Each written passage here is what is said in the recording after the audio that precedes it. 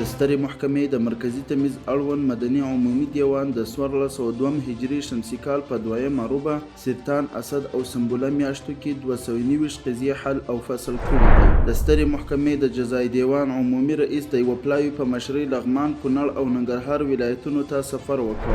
د سترې محکمې د مرکزي تمیز اړوند د نظامي منصوبینو عمومي دیوان د 1402 هجري شمسي کال په 2 روبه سرطان، اسد او سنبله میاشتو کې 29 قضیې حل او فصل کړي دي.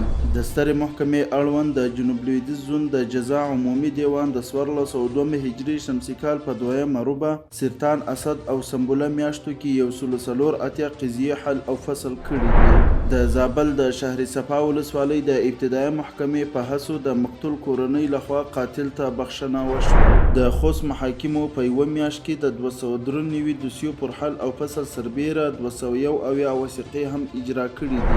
د سترې محکمې د عالی شورا د 1445 هجري قمري کال 10مه غونډه ترسره شوه. د میدان وردګ ولایت محاکمو په یوه میاشت کې د 219 دوسیو پر حل او فصل سربیره 125 وثیقې هم اجرا کړي دي.